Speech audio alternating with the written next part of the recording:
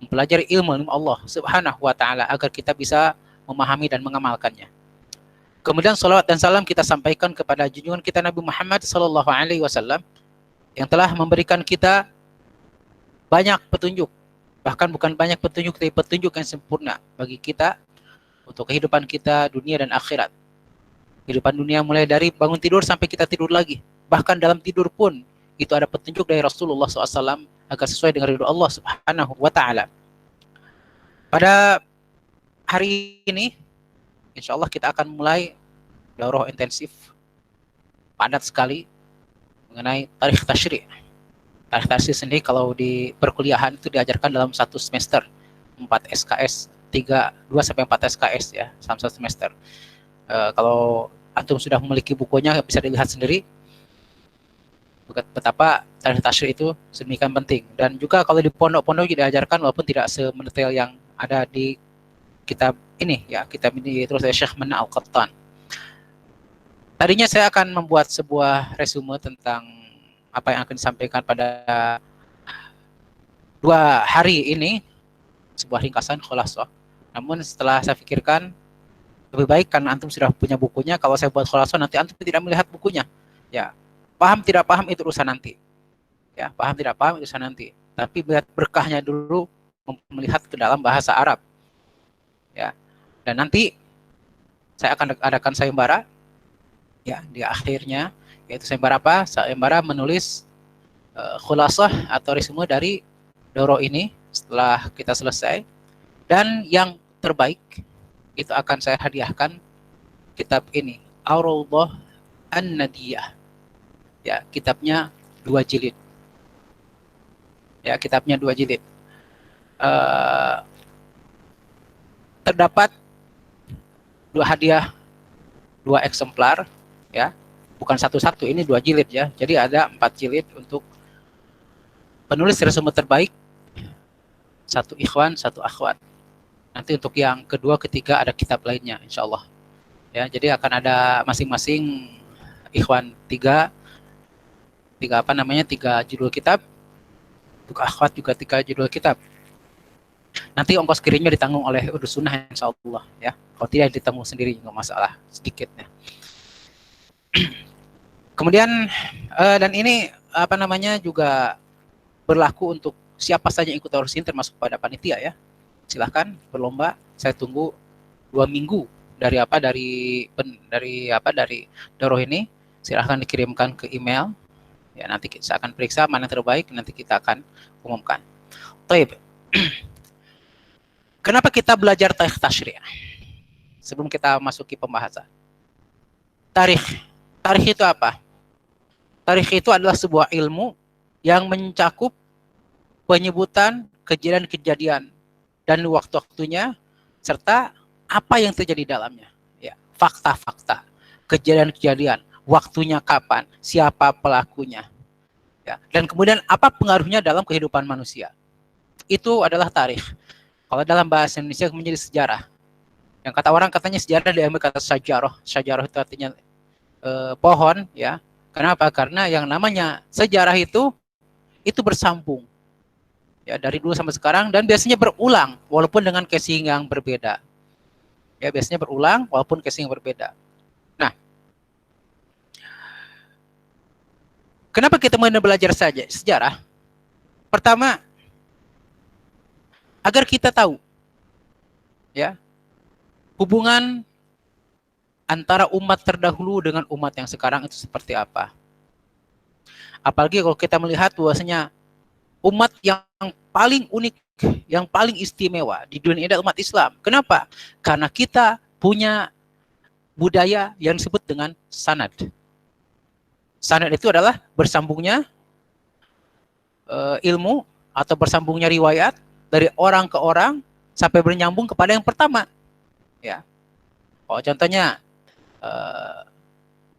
Arba'in Nawawiyah, sanadnya menyambung sampai ke Imam Abu Zakaria An-Nawawi rahimahullah taala. Kalau Sahih Bukhari nyambung sampai kepada Muhammad bin Ismail Al-Bukhari. Kalau hadis berarti nyambung sampai kepada Rasulullah sallallahu alaihi wasallam. Nah, itu semuanya merupakan sejarah. Sejarah siapa rawinya, hidup tahun berapa, belajar kemana, ya. Maka kemudian di sini sebutkan ahamiyatu dirasat tarikh at-tasyri' wal fiqh islami. Di sini apa urgensi dari belajar sejarah tasyri' dan sejarah dari fikih Islam.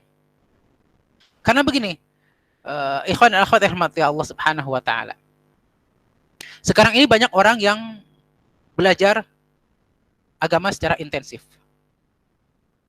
Baik itu belajar akidah, juga belajar fikih. Namun karena tidak diiringi dengan belajar sejarah, maka menjadi kebablasan. Contohnya, belajar akidah dengan berbagai macam pernak-perniknya. Tidak mempelajari sejarahnya, akhirnya apa? Akhirnya masalah-masalah fikih ditarik ke dalam akidah, ditarik ke dalam manhaj. Kalau berbeda fikihnya dianggap berbeda manhaj. Ya. Padahal sejarah akidah dan sejarah fikih itu dua hal yang berbeda dalam perkembangannya. Maka ini kita wajib untuk mempelajarinya. Ya, karena apa? Karena sejarah atau tarikh at-tasyri', sejarah tasyri'. Apa itu tasyri'? Nanti kita akan bicara tentang tasyri'. Tasyri' itu, sejarah tasyri' itu mencakup apa? Mencakup kehidupan umat Islam, ya, dalam unsur-unsur yang lebih khusus lagi. Kenapa? Karena ini berbicara tentang apa? Tentang syariat Islam. Bagaimana ditetapkannya hukum, bagaimana kemudian ini diharamkan, ini dihalalkan, ini yang diharamkan kemudian dihalalkan, atau dihalalkan kemudian diharamkan. Nah, itu kita penting pelajari. Kenapa? Karena kita tidak mempelajarinya, maka kita akan tertipu atau kita akan salah dalam mengambil sikap. Ya. Tertipu dengan orang yang mengatakan halal pada haram, atau kita mengharamkan sesuatu yang halal.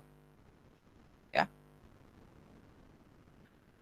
Sebagaimana kita ketahui, bahwasanya sebuah jamaah atau sebuah umat itu memerlukan kepada aturan, ya, memerlukan sebuah aturan yang apa, yang akan mengatur dari perilaku mereka. Ikhwati wa akhwati fillah sebagai contoh, kalau hidup di asrama, jangankan di asrama lah, kalau ngekos contohnya satu rumah, kalau kami dulu di Mesir itu menyewa satu apartemen diisi 4 orang sampai 6 orang. Dalam kelompok kecil itu saja kita sudah duduk bersama untuk membuat sebuah aturan. Pertama, aturan tentang kebersihan rumah. Siapa yang akan bersihkan? Bagaimana jadwal pembagiannya? Masalah kunci rumah, masalah belanja, masalah masak. Ya kami di Mesir berbeda dengan sekolah di yang kuliah di Madinah yang semuanya sudah disediakan oleh jamiah, oleh universitas. Kami mengatur diri sendiri. Ya, makanya ketika nyewa apartemen itu sudah mulai diatur dari apa? Dari pertama pembagian kamar. Ya. Dari uang sewa, bayar listriknya, bayar air segala macamnya. Kalau tanpa aturan itu bubar rumah itu. Atau satu dari orang apa namanya? Yang penghuni apartemen itu tidak setuju, dia akan keluar atau akan bubar. Ya. Jadi sebagaimana kita ketahui bahwasanya sebagaimana katakan oleh Ibnu Khaldun, ya, bahwa innal ijtima' al-insani daruri. Manusia itu perlu untuk berkumpul. Ya. Karena seorang itu tidak mungkin bisa hidup sendirian. Sebagai contoh ada kisah kisah psikologi, ya. Robinson Crusoe dulu, ya, saya pernah belajar masih psikologi itu. Dia bercerita tentang seorang laki-laki yang terdampar di pulau sendirian. Namun pada akhirnya sang penulis kehabisan ide. Ya, kenapa? Karena kalau satu orang sendiri apa yang mau diceritakan? Ya, susah untuk menceritakannya. Akhirnya apa? Akhirnya terpaksa membuat ada lagi satu orang terdampar lagi yang jadi 2 orang. Nah, setelah 2 orang baru kemudian bisa terjadi dinamika cerita. Ya, makanya manusia itu madaniyun bit-tabai. Ya. Bahwasanya manusia itu secara apa? Secara tabiatnya adalah makhluk sosial. Walaupun kadang-kadang menjadi sosial, ya. Makhluk sosial artinya dia tidak bisa hidup sendirian, dia harus berjamaah hidupnya. Nah, karena manusia itu harus berjamaah, maka harus ada aturan yang mengatur. Karena setiap kepala tentu mempunyai apa? Mempunyai keinginan masing-masing. Setiap kepala mempunyai apa? Pendapat sendiri-sendiri. Maka harus ada aturan yang baku untuk mengaturnya. Tidak ada satupun satu kumpulan bahkan satu keluarga yang tidak punya aturan. Pasti ada aturannya. Ya. Jadi orang yang tidak bisa diatur itu adalah orang yang akalnya rusak. Ya. Nah, kemudian kita harus membedakan antara undang-undang atau dalam bahasa Arabnya al-qanun dengan syariah. Apa itu qanun atau undang-undang? Yang dimaksud dengan qanun atau undang-undang itu adalah kumpulan kaidah-kaidah. Kumpulan kaidah-kaidah, prinsip-prinsip, dan aturan-aturan yang ditetapkan atau dibuat oleh tokoh-tokoh di dalam satu umat. Ya, contohnya kalau di Indonesia itu undang-undang dibuat oleh siapa? Oleh BPUPKI contohnya. Ya. Atau oleh MPR. Itu undang-undang. Ya. Kenapa dibuat undang-undang? Adalah untuk mengatur urusan kehidupan sosial dan ekonomi. Ya. Bahkan bukan hanya soal ekonomi, tapi mengatur Ipolek Sosput, ya. Ideologi, politik, sosial, ekonomi, dan budaya. Itu undang-undang itu mengatur itu semuanya. Kenapa? Itu untuk apa? Untuk memenuhi kebutuhan jamaah tertentu. Ya. Dan untuk apa? Untuk memenuhi keinginan mereka. Undang-undang satu umat itu mengungkapkan fakta mereka. Nah, makanya sebagai contoh, jika satu negara memperbolehkan ya LGBT contohnya, maka itu menunjukkan bahwasanya itulah ya faktanya bahwa mereka itu secara perilaku seksual sudah menyimpang. Ya. Tapi jika ada satu umat kemudian mengatur sampai kepada masalah sholat jamaah, bahwa kalau pas waktu sholat itu masjid toko-toko tutup, itu menunjukkan dari fakta atau kenyataan dari umat tersebut secara mayoritas. Ya. Oleh karena itu namanya qanun atau undang-undang itu dari satu umat dengan umat lain berbeda. Ya. Undang-undang Amerika Serikat ya berbeda dengan Australia. Maka jangan kita kemudian sering-sering ya para politisi itu berkaca kepada undang-undang Amerika. Ya salah. Salah. Kenapa? Karena mereka orang Amerika. Yang punya budaya sendiri. Yang punya kebutuhan sendiri. Yang punya pemikiran sendiri. Jangankan demikian. Ya, satu keluarga, aturan satu keluarga diekspor ke keluarga lain belum tentu sesuai. Ya. Dan kemudian dalam masalah undang-undang itu hanya mengatur masalah dunia ansih. Ya. Hanya masalah duniawi saja. Tidak ada hubungan dengan akhlak, tidak ada hubungan dengan hati manusia, tidak ada hubungan apalagi dengan masalah akidah. Semuanya hanya berputar kepada hukuman duniawi. Kalau mencuri, kamu dipenjara. Kalau kamu merusak fasilitas umum, kamu kena denda. Kalau kamu tidak ada masalahnya muraqabatullah di sini. Nah, makanya berbeda dengan tasyri' atau pensyariatan. Karena syariah itu adalah apa? Adalah apa yang Allah syariatkan kepada hamba-hambanya, baik berupa akidah, ibadah, akhlak, muamalah, dan aturan kehidupan. Ya. Syariah itu apa? Syariah itu adalah apa yang telah Allah syariatkan atau Allah tetapkan untuk hamba-hambanya, baik berupa akidah, ibadah, muamalah, dan aturan-aturan kehidupan. Aturan kehidupan contohnya apa? Contohnya adalah masalah bagaimana memakai sepatu. Ya. Ada. Ya. Sunnahnya apa? Kalau memakai sepatu jangan sambil berdiri.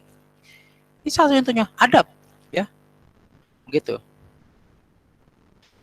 Dan itu apa namanya? masa dahulu.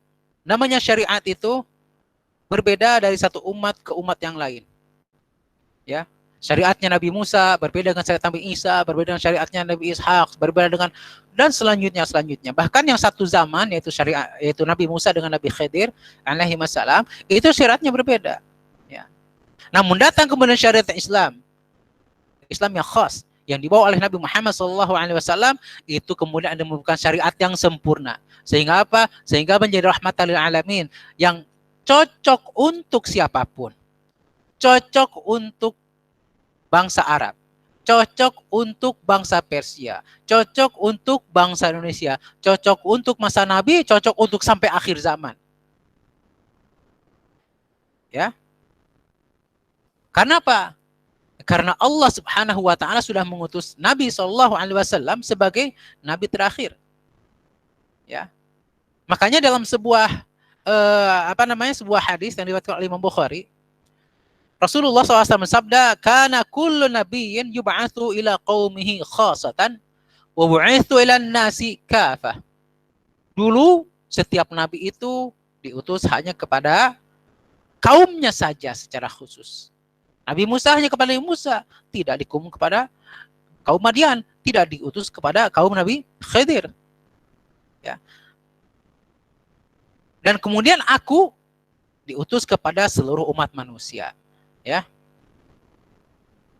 Kemudian dalam hadis riwayatkan Imam Bukhari dan Muslim, Rasulullah SAW bersabda, "Ana al-aqibu fala nabiyya ba'di." Akulah penutup. Penutup apa? Penutup risalah. Penutup para nabi dan rasul. Dan maka tidak ada nabi setelahku. Nah, ini masalah akidah. Kita harus meyakininya. Kalau kita mengakui adanya nabi setelah Nabi Muhammad SAW, apapun itu bentuknya, kita kafir. Kita keluar dari Islam. Makanya Ahmadiyah kafir. Jangan ragu-ragu kita katakan Ahmadiyah kafir. Pokoknya siapapun yang mengaku nabi dan ada yang percaya atau ada yang membela, itu kafir. Ya. Bahkan kalaupun dia tidak percaya kepada nabi palsunya, dia kafir. Yaitu masalah akidah. Nah, syariat-syariat yang Allah turunkan kepada para nabi, mulai daripada Nabi Nuh atau Nabi Adam alaihissalam sampai Nabi Muhammad SAW, itu ada persamaan, ada perbedaan. Persamaannya apa? Persamaannya dalam masalah akidah. Ya, yaitu apa? Masalah tauhid. Jadi semua nabi diutus oleh Allah Subhanahu wa taala sebagaimana Allah berfirman dalam surat Al-Anbiya ayat 107. A'udzubillahi minasyaitonir rajim. Bismillahirrahmanirrahim. Wa ma arsalna min qablika min rasulin illa nuhi ilaihi annahu la ilaha illallah fa'buduni. Dan tidak kami utus sebelum engkau dari satu rasul kecuali kami wahyukan kepadanya. Apa wahyunya? Bahwasanya tidak ada ilah selain Allah, maka ibadahlah kalian kepadaku, yaitu kepada Allah Subhanahu wa taala. Itu adalah kesamaan dari semua syariat dari Nabi pertama sampai Nabi Muhammad SAW yang jumlahnya 150.000 lebih. Ya. Kemudian juga sama dalam masalah usul-usul ibadah, dasar-dasar ibadah, dasar-dasar akhlak, dan dalam masalah pendidikan jiwa. Itu dasar-dasarnya sama. Ya. Jadi apa? Jadi semua syariat yang Allah turunkan kepada para nabi, ya, itu dasarnya sama. Pertama akidah, ibadah, dan akhlak. Nah ini, ya, itu tidak boleh terpisahkan. Akidah, ibadah, dan akhlak. Ya. Namun perbedaannya apa? Perbedaannya dalam masalah ibadahnya itu, dalam detail ibadahnya berbeda. Contoh, ya, apakah puasanya Nabi Muhammad SAW dengan puasanya umat terdahulu berbeda walaupun sama-sama puasa. Umat terdahulu puasa, iya berpuasa, tapi beda cara puasanya, ya. Dan dari ibadah-ibadah yang lain. Dan ibadah yang Allah turunkan kepada Nabi Muhammad SAW itu adalah ibadah yang sudah paling sempurna. Nah, kemudian apa perbedaan antara syariat Islam dengan undang-undang konvensional? Contoh undang-undang konvensional apa? Ya apalagi? UUD 45 contohnya. Undang-undang Amerika contohnya, ya, atau undang-undang apapun lah itu, termasuk undang-undang Turki juga, itu adalah undang konvensional. Apa perbedaannya? Pertama, undang-undang konvensional itu dibuat oleh manusia, ya. Maka tidak layak diperbandingkan, tidak layak dipersandingkan dengan syariat Islam yang merupakan wahyu dari Allah Subhanahu wa taala. Jadi kalau kita mau perbandingan, contohnya perbandingan antara undang-undang dengan syariat Islam, itu tindakan yang tidak benar. Bahkan bisa dikatakan tindakan yang kurang ajar. Kenapa? Karena menyamakan wahyu Allah dengan pendapat manusia. Bahkan mungkin ada orang kafir di situ yang ikut-ikut rembuk. Ya. Ini perbedaan mendasar. Bahwa undang-undang konvensional itu adalah buatan manusia yang tidak pernah lepas dari khata' wa nisyan, lupa dan salah, salah dan lupa. Ya, yang manusia itu disifat oleh Allah zaluman jahula, suka berbuat zalim, suka bodoh. Ya. Nah, yang kedua, karena undang-undang konvensional itu dibuat oleh manusia, maka tentu tidak pernah lepas dari hawa nafsu. Tidak pernah lepas dari pertentangan. Tidak pernah lepas dari tujuan-tujuan pribadi. Tidak lepas dari emosi. Ya. Sehingga apa?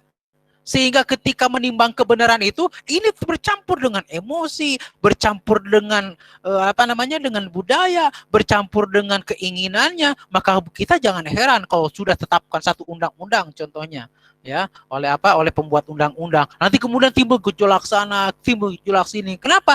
Karena orang berbeda-beda keinginannya. Ketika yang membuat undang-undang itu contohnya banyaknya pengusaha ditetapkan, maka para buruh merasa dirugikan, demo. Protes. Kenapa? Karena semua masing-masing mempunyai tujuan, ya. Adapun syariat Islam itu merupakan wahyu Allah yang terlepas dari itu.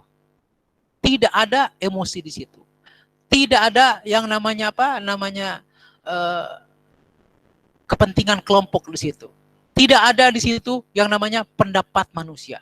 Semuanya adalah dari Allah Subhanahu wa taala yang menciptakan manusia, yang mengetahui manusia seluk-beluknya, bahkan yang tersembunyi pun tahu, dan Allah menurunkan yang terbaik untuk manusia walaupun manusia membencinya karena hawa nafsunya. Kemudian perbedaan ketiga, bahwasanya undang-undang konvensional itu merupakan undang-undang yang kaidahnya terbatas, ya, yang hanya memenuhi kebutuhan umat pada masa itu. Makanya jangan heran kemudian jika ada undang-undang di amandemen, jika apa tidak sesuai dengan keinginan umat yang sekarang. Undang-undang 100 tahun lalu apakah akan cocok dengan undang-undang yang sekarang? Oh tidak, belum tentu. Ya, kehidupan berbeda. Contohnya dalam masalah denda. Ya, kita kalau melihat denda dalam kitab KUHP contohnya, ya, itu lucu. Kenapa? Karena denda pada masa itu besar, 10 rupiah, 15 rupiah. Sekarang cari koin 25 rupiah aja nggak ada ketemu kita. Ya. Jadi terbatas kaidahnya itu. Aturannya terbatas. Tidak bisa seiring dengan zaman.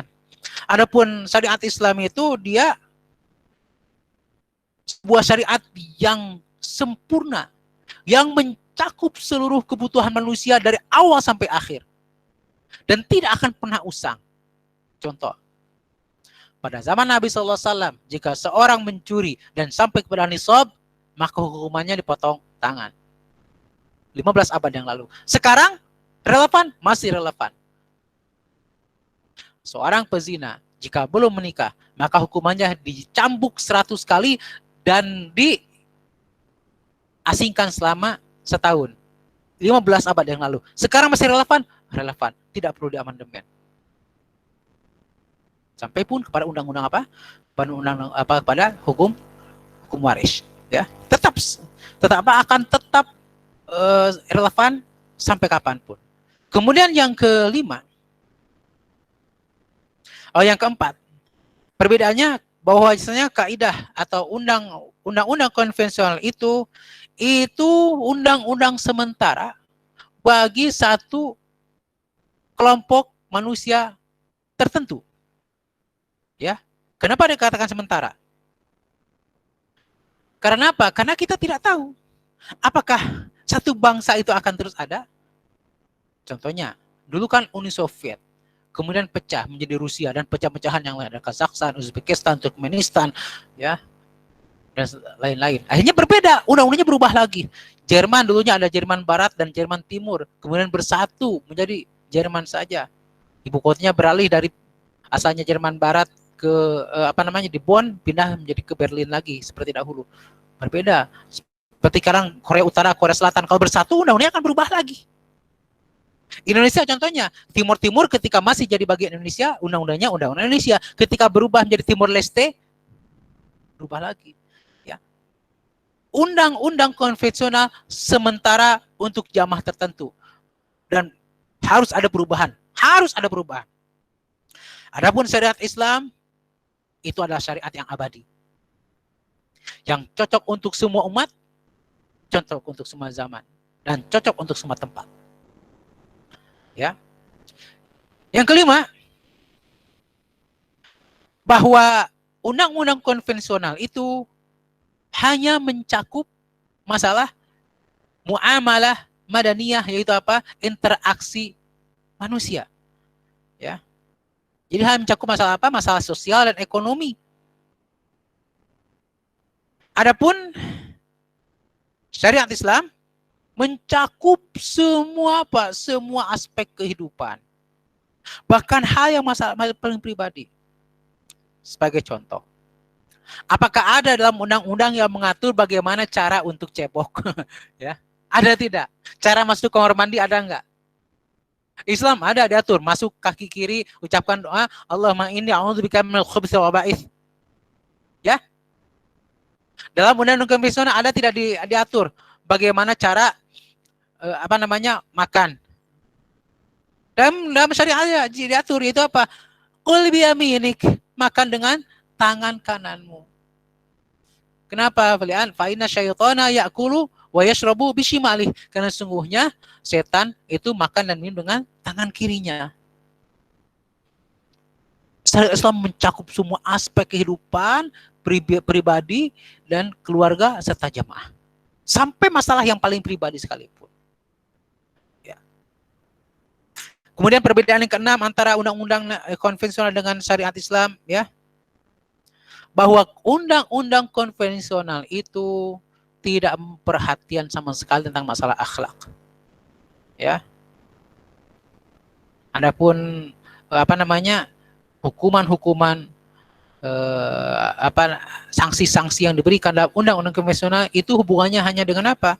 Hubungannya hanya dengan perkara yang sipil, ya, bukan perkara-perkara akhlak sama sekali.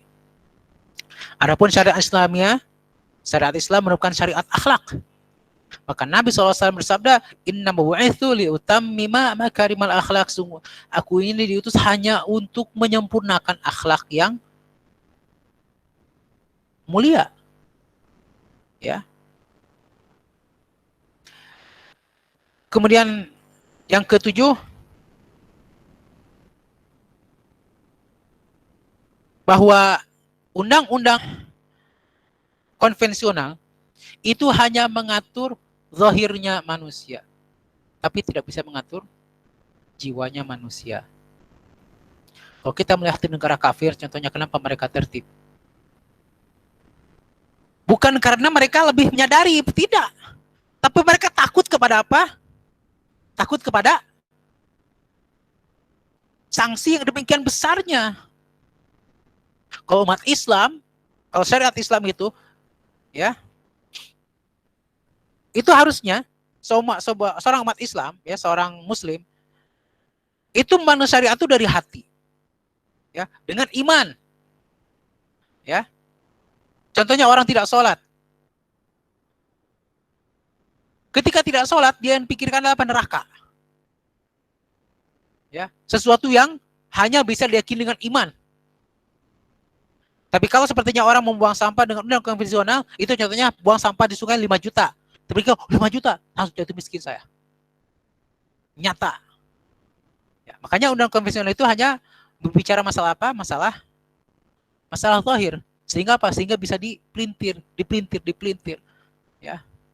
Oleh apa? Oleh orang-orang yang tahu hukum. Taib. Kemudian kalau kita melihat fase-fase syariat atau penetapan syariat Islam di dalam sejarah pemikiran Islam itu terbagi menjadi beberapa fase. Fase pertama adalah fase penetapan syariah atau sebut dengan fase tasyri'. Ya. Kapankah fase tasyri' itu terjadi? Fase tasyri' itu terjadi pada masa Rasulullah SAW sejak diutus, ya, sampai pada akhir masa Khalifah Ar-Rasyidin, yaitu dengan wafatnya sahabat Ali bin Abi Thalib radhiyallahu anhu. Itu fase yang pertama. Kemudian yang fase kedua, jadi fase pertama adalah fase penetapan syariah. Lalu fase kedua adalah fase pendasaran fikih. Ya, fase pendasaran fikih. Itu apa?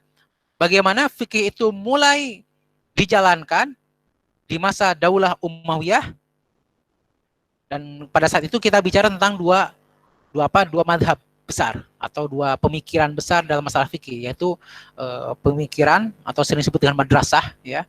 Madrasah ini bukan sekolah, ya, tapi merupakan pemikiran di Hijaz, ya, atau aliran Hijaz dengan aliran Irak. Apa bedanya? Kita akan pelajari nanti. Kemudian fase yang ketiga adalah fase kebangkitan fikih, ya, dan pendasaran madhab-madhab yang kemudian kita kenal sebagai ada 4 madhab. Apakah madhab cuma 4? Oh, tidak. Ya, cuma madhab yang lain itu punah karena usul dengan beberapa sebab. Di antaranya pertama tidak punya murid, kedua memang tidak diajarkan ke banyak orang, yang ketiga adalah dasar-dasar mazhabnya sudah tercakup dengan 4 mazhab yang ada sekarang ini, sehingga apa? Sehingga ya tidak bisa berkembang karena orang lebih memilih yang 4 tersebut. Ya. Jadi insya Allah bahwasanya tidak ada mazhab yang tidak terakomodir. Semua sudah terakomodir oleh 4 mazhab yang ada sekarang ini. Kemudian pada masa itu juga masa masa kebangkitan fikih, termasuk juga pada masa mulai disusunnya hadis-hadis Nabi SAW. Kemudian fase yang keempat adalah masa taklid dan ditutupnya pintu ijtihad. Ya. Setelah mazhab itu sudah mapan, ya, dalam usul-usulnya, sudah mapan di dalam furu-furu'nya. Kemudian fase yang kelima adalah fase kebangkitan kembali fikih, serta fase sebagai reformasi agama, ya, pada masa sekarang, di mana berusaha untuk membuka lagi pintu ijtihad, walaupun tentu ada kebablasan, ada yang kemudian malah tidak mau berijtihad sama sekali. Itu menurut pendapat sebagian orang tentang masalah fase-fase syariat Islam.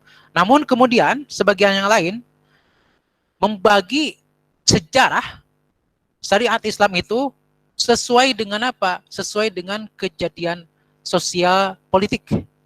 Ya. Karena apa? Bagaimanapun itu juga sosial politik itu berpengaruh terhadap fikih Islam. Ya.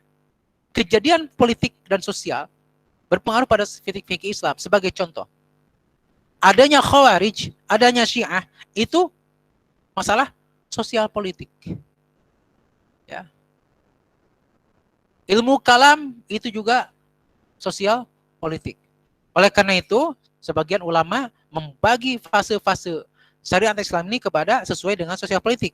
Sehingga ada Kemudian pembagiannya seperti ini. Pertama, ahdu tasyri, yaitu masa penetapan syariat. Itu kapan itu?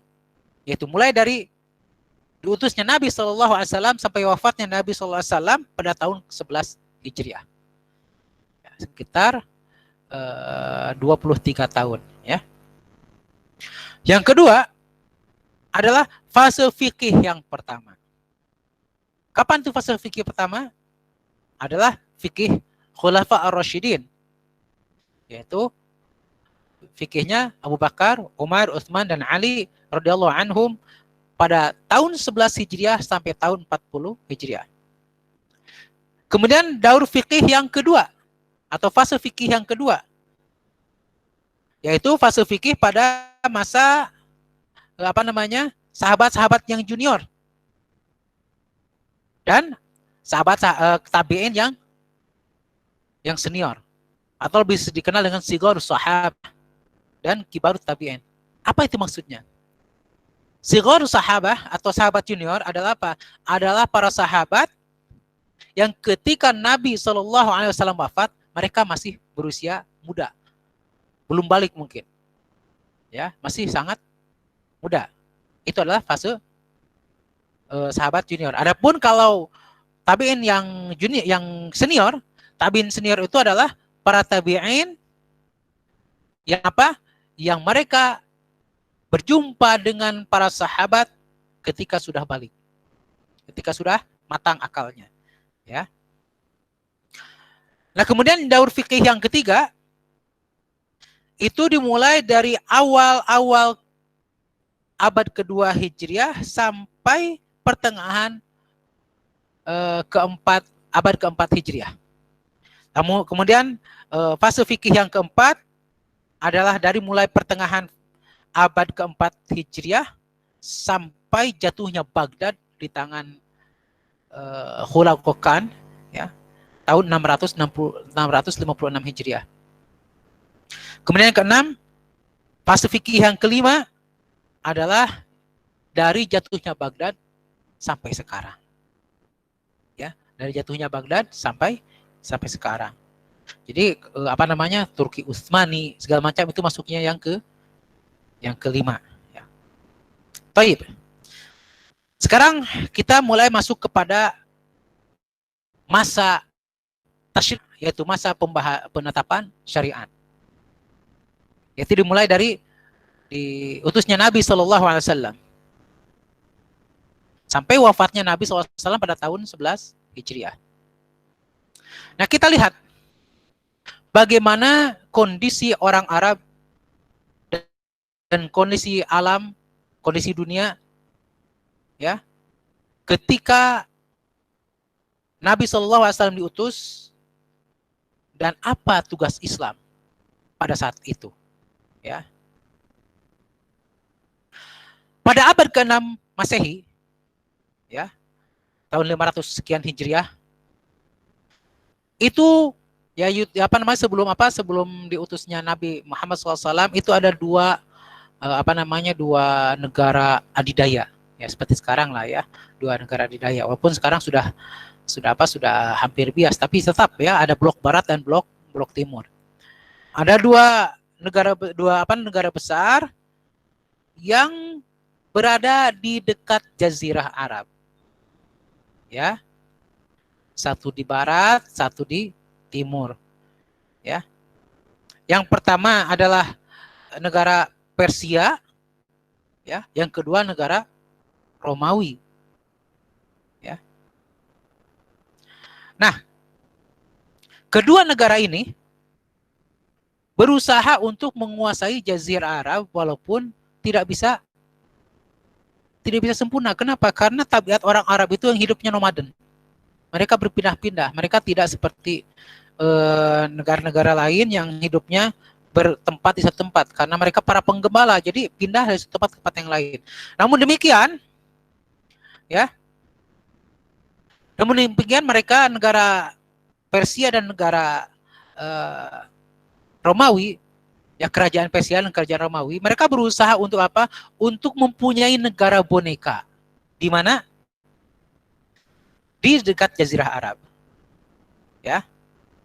Dan itu mereka membuatnya, ya, membuatnya di dekat situ agar apa? Untuk apa? Memberikan warna, ya, memberikan warna kepada Jazirah Arab. Sehingga apa? Sehingga kalau sekarang ini mungkin bisa dikatakan membuat pangkalan militer di sana. Ya, jadi hal seperti itu, ya, adanya drone itu udah dari dulu dilakukan. Makanya seperti dikatakan sejarah itu suka berulang terjadi. Ya dulu kan negara Persia, negara Romawi itu punya negara boneka yang tentu rajanya orang Arab, tapi secara loyalitas itu mereka loyalnya kemana? Satu ke Romawi, satu loyalnya ke Persia, ya.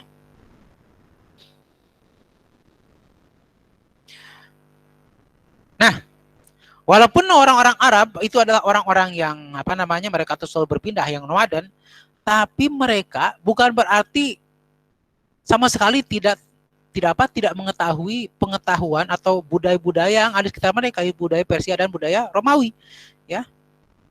Nah, persaingan atau perselisihan yang panjang antara kerajaan Romawi dan kerajaan Persia itu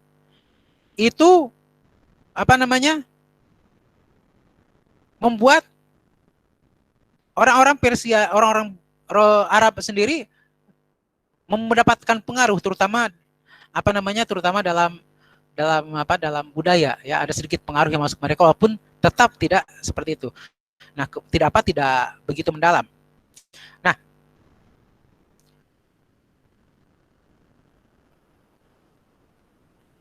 di masa itu, ya, ada 3 perkara yang mempengaruhi atau yang bukan mempengaruhi, ya, yang yang meliputi atau mengelilingi umat Arab waktu itu. Yang pertama masalah masalah perdagangan, karena orang Arab kan suka berdagang ke mana-mana, ya. Kemudian yang kedua adalah adanya kerajaan-kerajaan yang yang bukan negara boneka, kerajaan boneka Romawi Persia. Yang ketiga adanya orang-orang Yahudi dan Nasrani. Nah, kita langsung masuk saja kepada kepada tasyri' pada masa Nabi Shallallahu Alaihi Wasallam. Ya, kapankah Nabi diutus? Diutus sebagai Nabi Shallallahu Alaihi Wasallam ketika turun ayat pertama sampai kelima dalam surat Al-Alaq. Ketika waktu itu Nabi SAW di mana? Di Gua Hira. Ya. Lalu kemudian Nabi SAW mengatakan ma'ana biqari. Ya, pada itu diutus sebagai Nabi. Kemudian diutus sebagai Rasul sebagai Rasul dengan surat Al-Mudaththir. Ya, dengan ya ayyuhal mudaththir qum fa'anzir wa rabbaka fakabbir wa thiyabaka fatahhir wa jafazir wala tamnun tastakthir wa li rabbika fasbir, dan selanjutnya, ya. Itu secara umum. Nabi diutus pada bulan Rabiul Awal ketika berumur 40 tahun, ya, dengan surat Al-Alaq ayat 1-5, Iqra bismi rabbikal ladzi khalaq, khalaqal insana min 'alaq, Iqra wa rabbukal akram alladzi 'allama bil qalam, 'allamal insana ma lam ya'lam. Nah, kemudian dengan wafatnya Nabi sallallahu alaihi wasallam, maka tasyri' atau atau penetapan syariat itu sudah selesai. Ya. Makanya apa-apa yang sudah ditetapkan Nabi, itulah yang kita laksanakan. Nah, kita lanjut kepada Kepada sumber-sumber syariat di masa Nabi Shallallahu Alaihi Wasallam. Yang pertama dan jelas, ya, sepanjang zaman sumber syariat itu adalah yang paling utama adalah Al-Quran. Ya, Al-Quran itu dari qara'a dengan wazan fu'lan yang artinya adalah al-maqru, ya. Fu'lan bermakna maf'ul. Ya, Quran itu artinya adalah al-maqru, adalah yang dibaca. Nah, kemudian definisikan oleh sebagian ulama, Al-Quran adalah kalamullahil ladzi unzila ala Muhammadin sallallahu alaihi wasallam wa nuqila ilana tawaturan linata'abbada bitilawatihi wa ahkamih wa kana ayatan dalatan ala sidqihi fi madda'ahu min risalah. Al-Quran itu adalah wahyu Allah subhanahu wa ta'ala yang Allah turunkan kepada Nabi Muhammad sallallahu alaihi wasallam, disampaikan kepada kita secara mutawatir. Ya, disampaikan kepada kita secara mutawatir agar kita beribadah dengan membacanya, ya, dan dengan menjalankan hukum-hukumnya. Dan ayat Al-Quran itu merupakan petunjuk atas kebenaran Nabi Sallallahu Alaihi Wasallam atas risalah yang dibawanya. Ya, itu sekian banyak definisi tentang Al-Quran. Kalau kita melihat, ikhwati wa akhwati, hafizakumullah, bahwa ketika Allah Subhanahu wa taala menurunkan mukjizat kepada para nabi, maka mukjizat itu diturunkan sesuai dengan apa? Sesuai dengan kondisi masyarakat pada saat itu. Makanya Allah Subhanahu wa taala menurunkan mukjizat kepada Nabi Musa berbeda dengan mukjizat kepada Nabi Isa alaihi wassalam. Ya. Dan kepada Nabi sallallahu alaihi wasallam yang yang paling utama pada saat itu, bahwasanya orang Arab pada saat itu berada pada akal manusia yang sudah sangat berkembang. Terutama pada masa itu ada masalah sastra. Ya, makanya sastranya Al-Quran atau bahasanya Al-Quran itu tidak tertandingi sampai sekarang. Dan mukjizat Al-Quran tidak terbatas itu. Dalam masalah ilmu-ilmu dunia pun itu terkandung dalam Al-Quran. Ya. Karena itu Al-Quran itu, ya, mukjizat Al-Quran itu adalah mukjizat ilmiah. Ya. Mukjizat ilmiah yang membuat pusing pemikiran manusia. Sampai akhir zaman itu tidak bisa mereka bikin kok bisa ada kitab seperti ini. Ya bisa, karena apa? Itu dari Allah Subhanahu wa taala. Ya. Itu adalah mukjizat Al-Quran dengan ilmunya, dengan pengetahuannya, dengan kabar-kabar yang terdahulu dan kabar-kabar yang akan datang. Ya. Dan mukjizat Al-Quran itu untuk seluruh umat manusia sepanjang masa. Dulu sudah ada, sekarang masih ada, dan akan tetap ada sampai kapanpun mukjizat Al-Quran tersebut.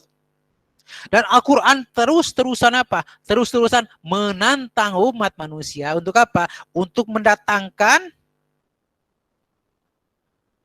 mukjizat yang seperti Al-Quran. Bahkan untuk mendatangkan satu ayat Al-Quran yang satu ayat yang bisa menyamai ayat Al-Quran. Ya. Al-Quran mukjizat dari segi bahasa, dari segi cara penyampaian.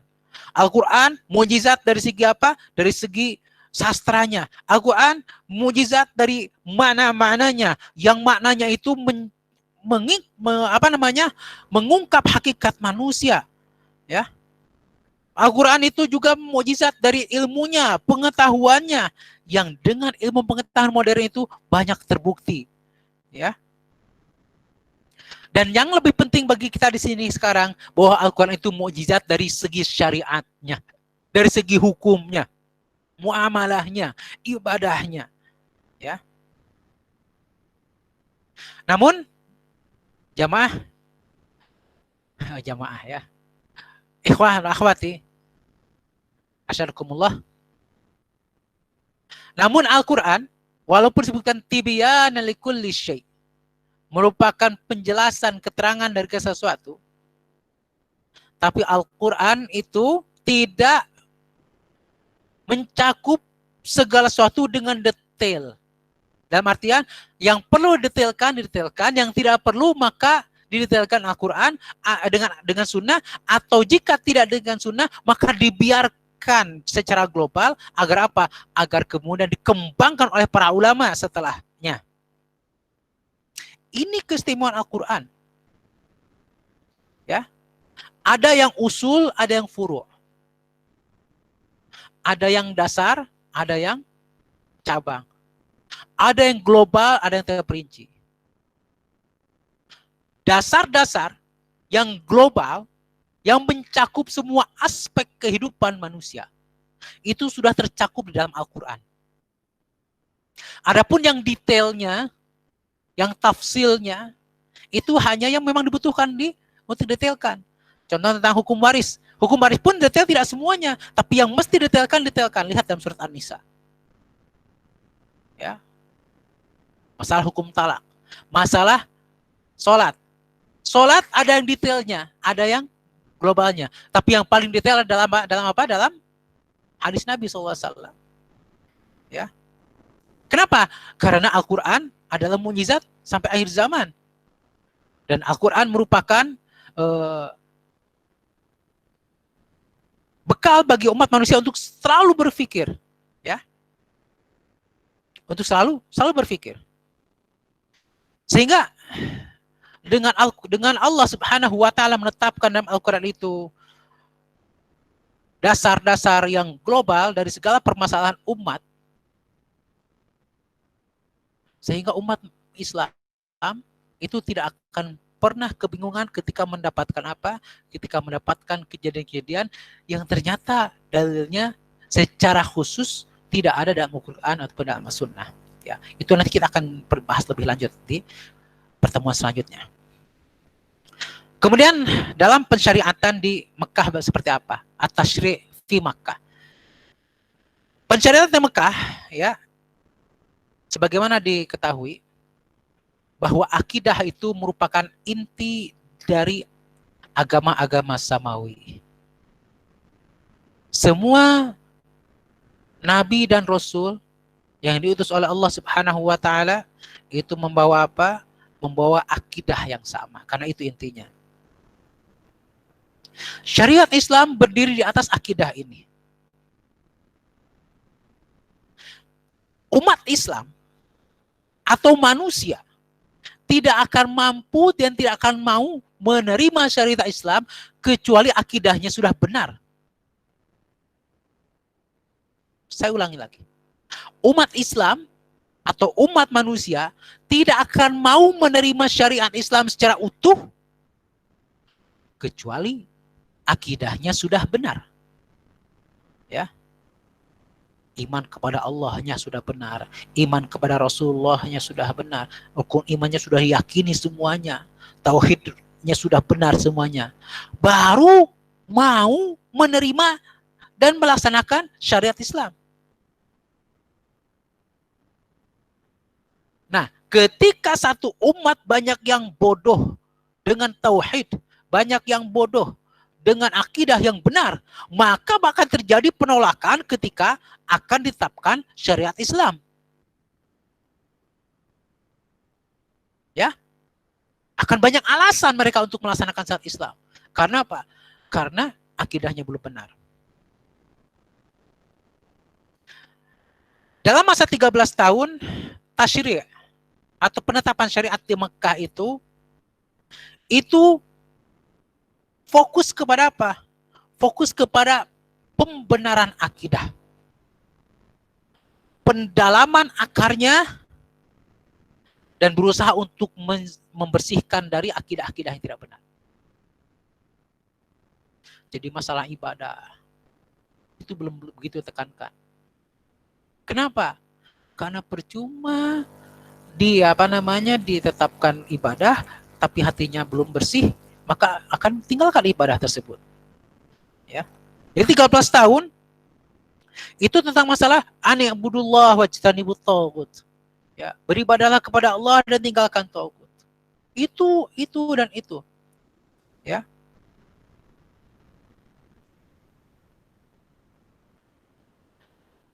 Kemudian pedoman Islam atau manhaj Islam di dalam mendakwahkan akidah itu bersandar kepada hujjah, kepada argumen yang rasional. Ya. Caranya bagaimana? Caranya menyuruh manusia untuk berpikir tentang alam semesta. Ya, berpikir tentang alam semesta.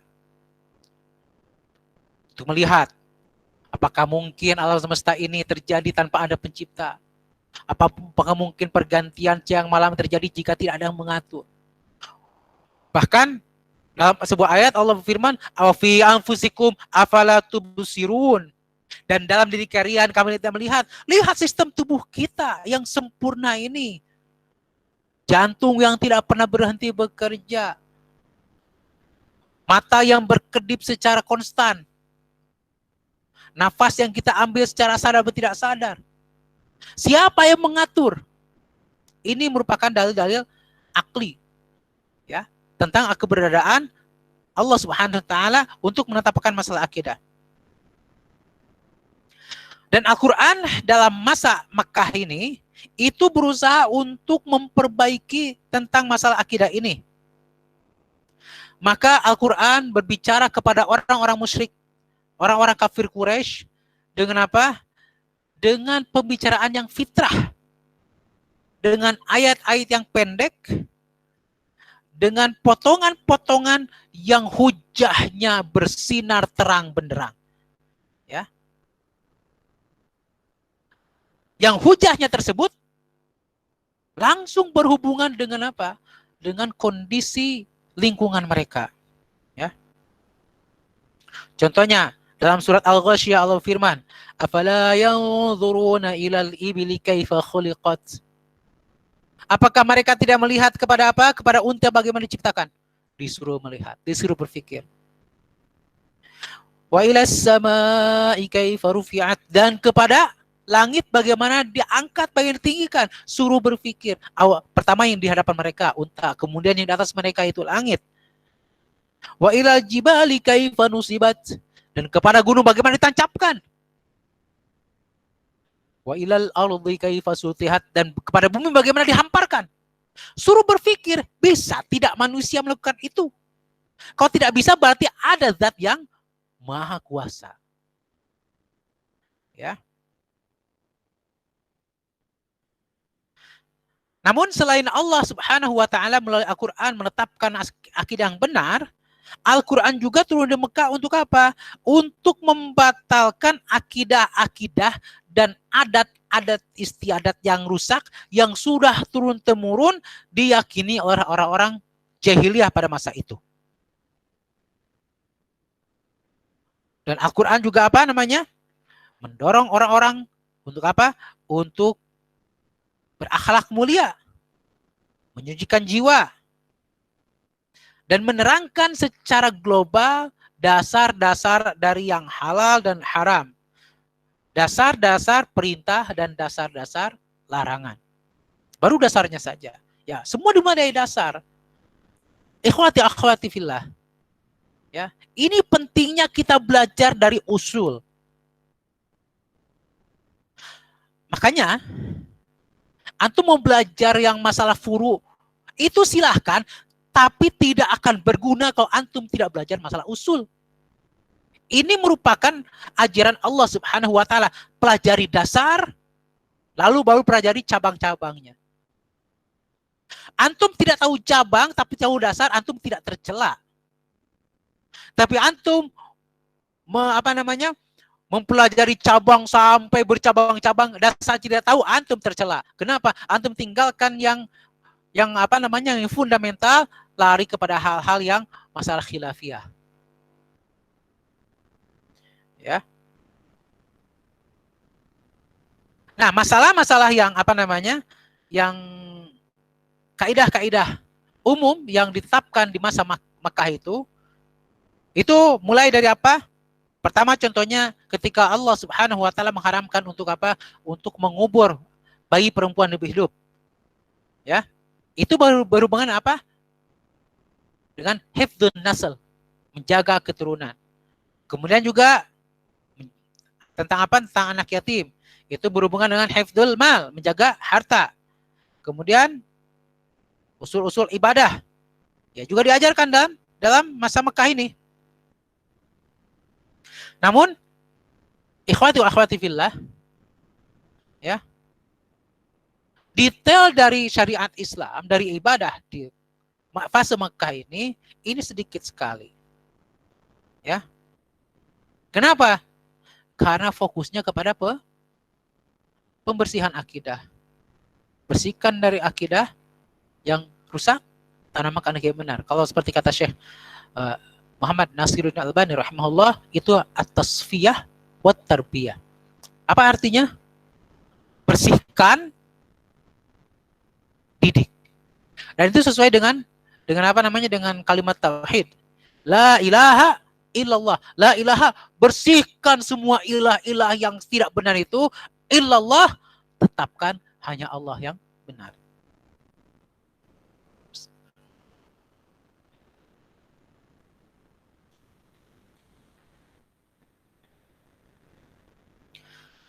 Kemudian sekarang penetapan syariah di Madinah.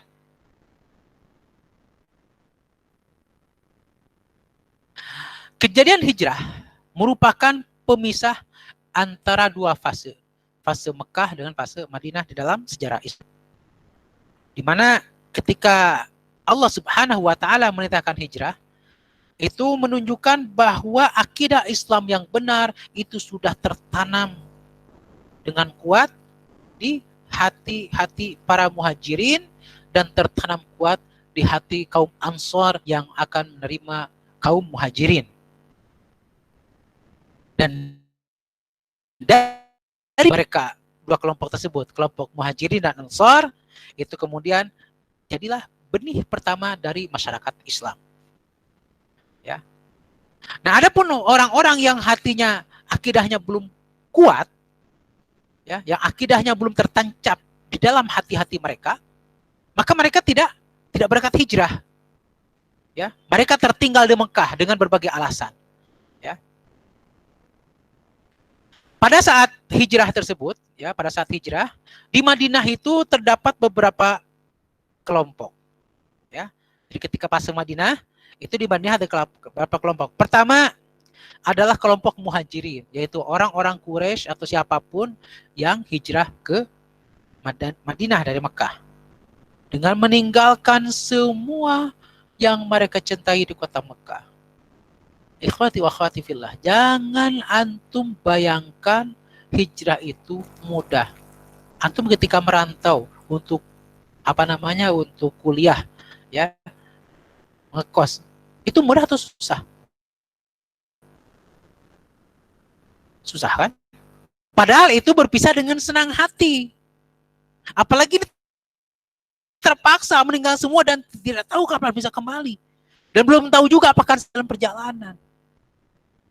Sekitar 400 km dari Mekah ke Madinah. Jalan kaki padang pasir yang tidak tahu apakah dapat air di tengah jalan atau tidak. Tidak ada penerangan seperti sekarang, tidak ada transportasi seperti sekarang. Banyakkan jalan kaki. Ya. Dan itu merupakan ujian akidah yang sangat berat. Ya. Kemudian kelompok kedua yang ada di Madinah waktu itu adalah kaum Ansar. Mereka yang Rasulullah SAW di Mekah untuk apa? Untuk membela Rasulullah SAW dan untuk menerima Rasulullah SAW dan para sahabatnya. Dan mereka terbagi menjadi dua kaum besar, yaitu kaum Aus dan kaum Khazraj. Kemudian yang keempat, nah ini ada kaum-kaum yang hatinya sakit, yang hatinya penyakit. Ya, siapa? Yaitu kaum munafikin, yang mereka dipimpin oleh Abdullah bin Ubay bin Salul la'anahullahu. Kemudian yang keempat adalah kelompok Yahudi dari beberapa keluarga, mulai Bani Quniqa, Bani Nadir, Bani yang lainnya, ya.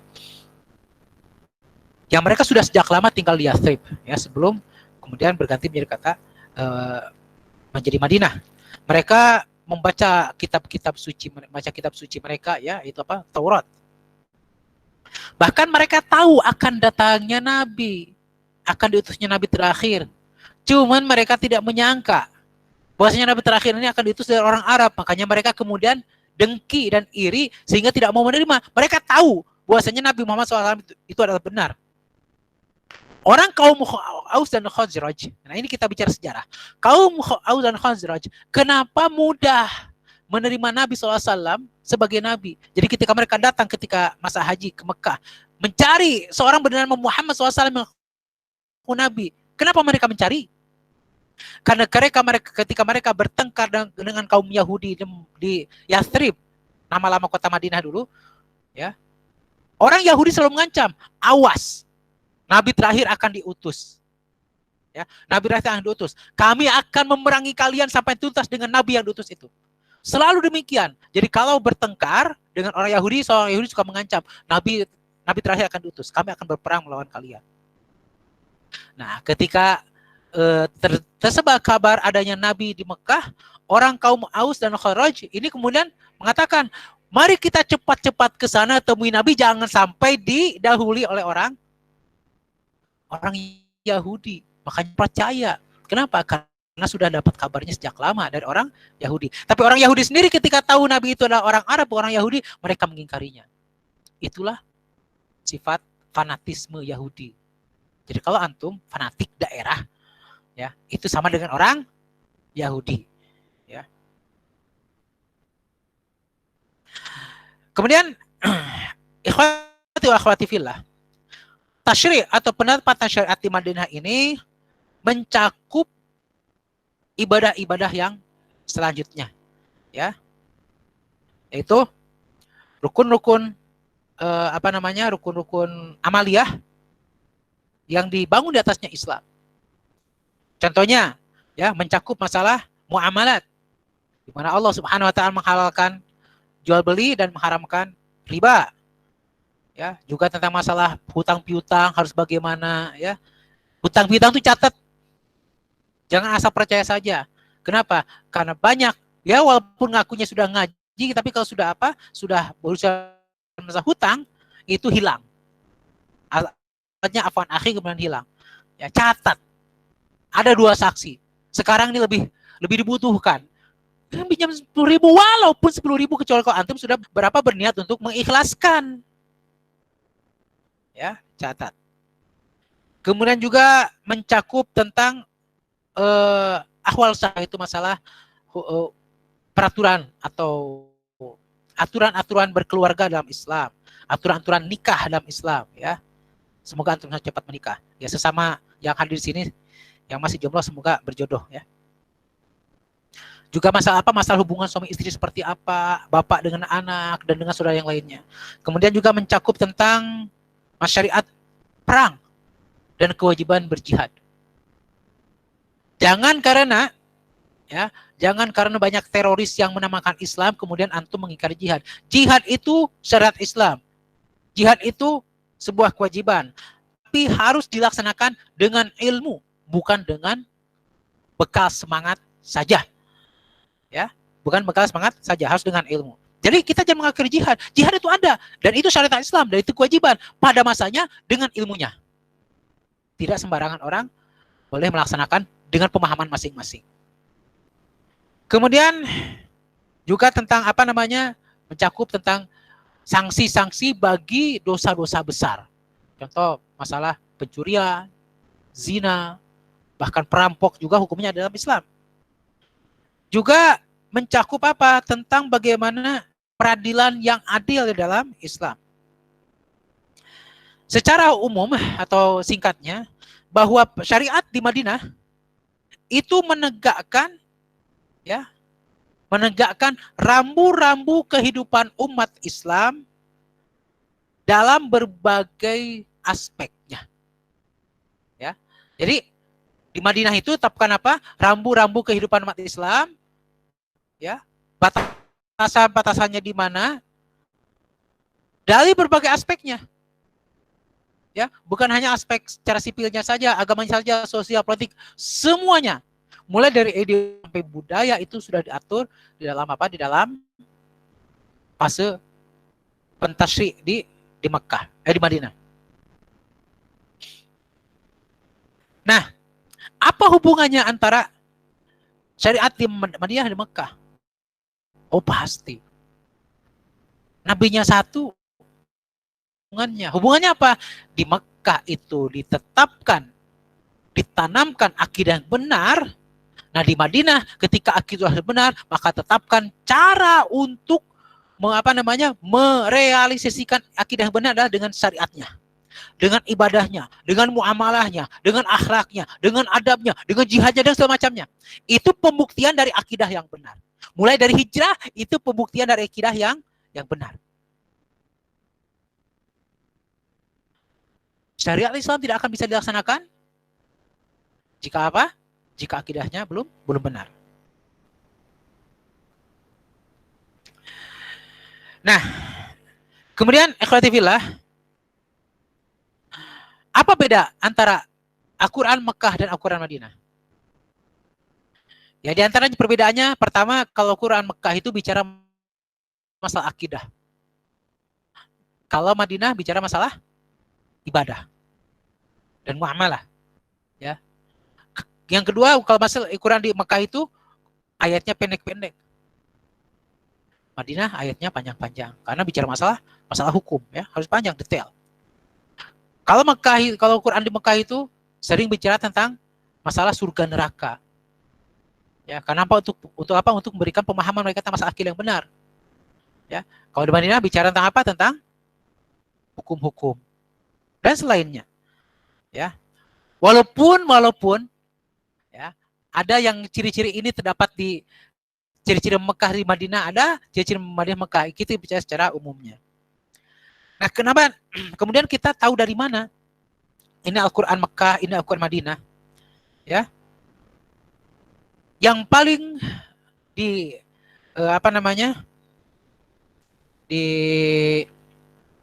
diketahui atau paling dipilih oleh para ulama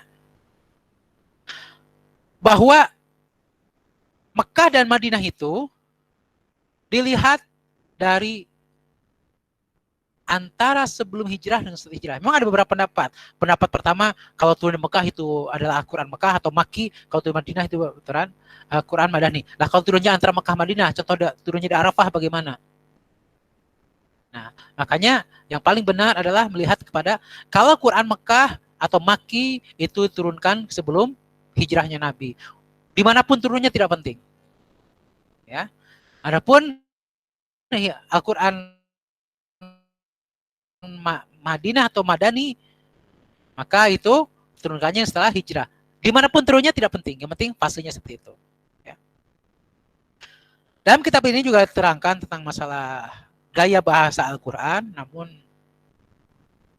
saya pikir ini tidak perlu kita sampaikan karena ini lebih bicara kepada ilmu Al-Quran dan tidak bicara tentang masalah masalah sejarah. Ya. Nah, kita bicara sedikit sekarang di sini dalam halaman 68 ya, tentang manhaj Al-Quran dalam menerangkan hukum. Ini agak sedikit penting kita untuk baca, yaitu pedoman Al-Quran di dalam menerangkan masalah hukum-hukum. Yang pertama, sebagian ayat Al-Quran, ayat-ayat hukum, itu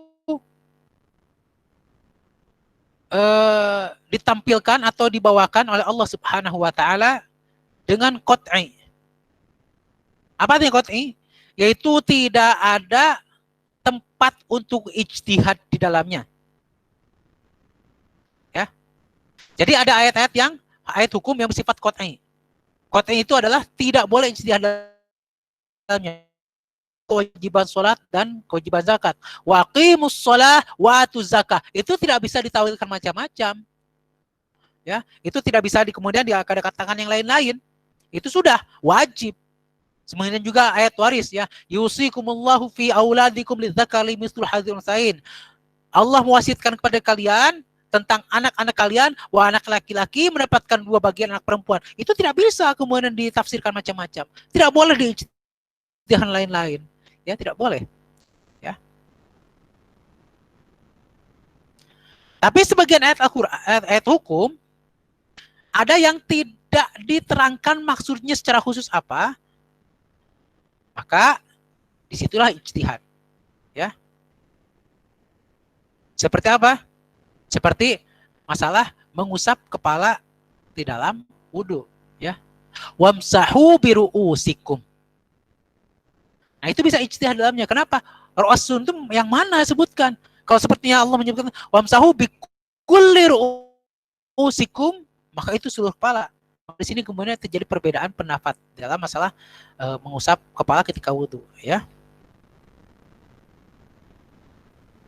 Nah, perbedaannya apa? Perbedaannya. Nah, ini kita harus tahu, ya, harus tahu. Makanya kita harus berlapang dada nanti, ya. Bahwa kalau yang jenis pertama, yang kotnya urusan akidah, hukum masuknya urusan akidah. Kalau mengingkari kafir, sudah. Mengingkari kewajiban zakat, kafir. Mengingkari kewajiban sholat, kafir. Tidak ada pilihan lain. Ya, tidak ada pilihan lain. Adapun yang kedua, ya, orang yang mengingkari pemahaman Syiah itu tidak jadi kafir. Contohnya apa? Contoh kalau mazhab Hambali contohnya, ya, itu kan kalau apa namanya, kalau wudu itu adalah diusap sampai belakang sesuai dengan hadis. Tapi kemudian Asy-Syafi'i mengatakan yang namanya biru'usikum artinya ba'du ra'si. Memang sebutnya demikian, tapi kalau sepertinya hanya hanya ujung rambutnya saja boleh. Nah, itu tidak apa? Tidak boleh katakan wah berarti sesat. Tidak. Apa? Karena ini bisa mencukup A, bisa mencukup B. Nah, di situ apa untuk mempelajari ini, ya? Itu salah satu pedoman Al-Qur'an dalam menerangkan hukum-hukum. Kemudian yang kedua,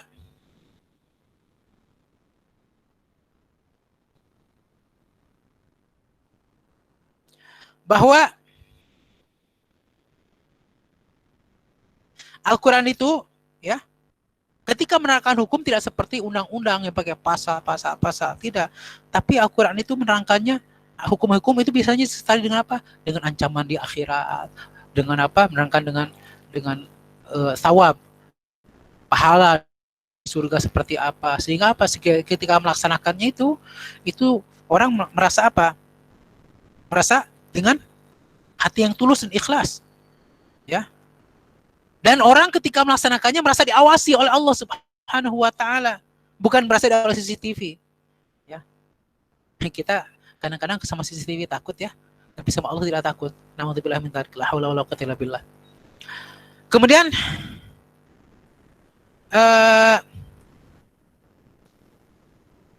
kita melanjutkan kepada yang kedua, sumber hukum pada masa Nabi SAW adalah sunnah. Halaman 71, as-sunnah wa makanatuha fit tasyri' al-Islam. Ya. Sunnah dan kedudukannya di dalam syariat Islam. Apa itu sunnah? Secara bahasa sunnah adalah at-tariqah was-sirah. Jalan dan perjalanan. Ya. Tariqah itu cara, sirah adalah perjalanan. Ya. Adapun sunnah ini ada ada berbagai definisi, ya. Definisi sunnah. Pertama, definisi sunnah menurut ulama fikih, sunnah itu, ya, secara ringkasnya, yang jika melaksanakan dapat pahala, tidak melaksanakan tidak berdosa, itu saja. Ya, itu sudah menurut definisi fikih. Yaitu apa sunnah itu? Jika dilaksanakan mendapatkan pahala, jika tidak dilaksanakan tidak mendapat dosa, ya. Nah, itu sunnah menurut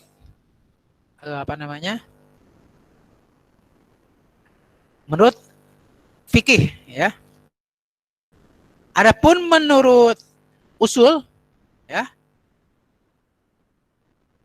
menurut usul itu sunnah adalah ma shadara 'anin Nabi sallallahu alaihi wasallam ghairul Qur'an min qaulin aw fi'lin taqrir, yaitu yang datang dari Nabi, yang bersumber dari Nabi SAW tapi selain Quran. Jadi menurut usul itu bahwa sunnah itu adalah yang bersumber dari Nabi SAW, baik itu berupa perkataan, ucapan, tindakan ataupun penetapan. Ya. Adapun menurut ahli hadis, ya, ahli hadis bahwa sunnah itu adalah ma'uthiru anin Nabi sallallahu alaihi wasallam min qaulin aw fi'lin aw taqririn aw sifatin yang diwariskan, yang berasal dari Nabi sallallahu alaihi wasallam. Itu merupakan namanya perjalanannya atau apa namanya biografinya, ya. Nah, yang kita sebut di sini sunnah adalah yang mana? Ada sunnah menurut usul dan menurut muhadis, ya. Apakah sunnah itu merupakan hujah, merupakan sumber Islam? Umat Islam sepanjang zaman sudah bersepakat bahwa apa yang berasal dari Rasulullah Shallallahu Alaihi Wasallam, baik itu berupa perkataan ataupun perbuatan dan juga persetujuan dalam salah satu hal yang berurusan dengan syariat, dengan penetapan hukum, atau berhubungan dengan masalah kepemimpinan dan peradilan,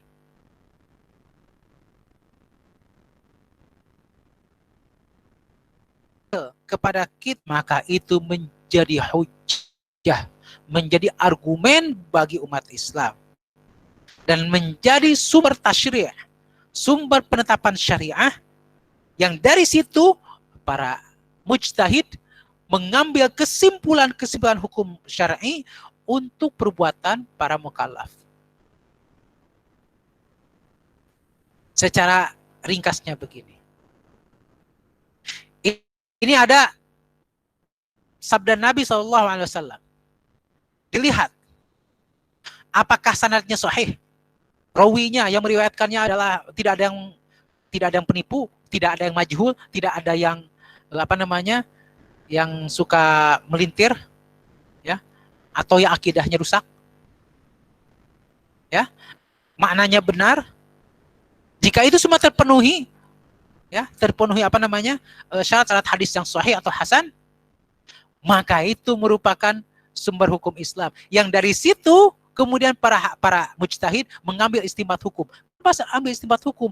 Karena namanya hadis itu kadang-kadang atau sering bersifat global, dan dari situ diambil cabang-cabang hukumnya. Ya. Sebagai contoh, masalah bayi tabung. Bagaimana hukumnya dalam Islam? Zaman Nabi mana ada bayi tabung? Maka kemudian diambil istimbatnya dari hukum masalah apa? Masalah perzinaan. Ya, seperti itu. Dilihat dari ilahnya. Kemudian bahwa pertama kita harus tahu, ya, kenapa as-sunnah merupakan hujjah. Itu berdasarkan beberapa dalil. Pertama dalam Al-Quran, dalam surat An-Nur surat An-Nisa ayat 59, ya, Allah Subhanahu wa ta'ala firman, ya ayyuhalladzina amanu athi'ullaha wa athi'ur rasulah wa ulil amri minkum. Ya.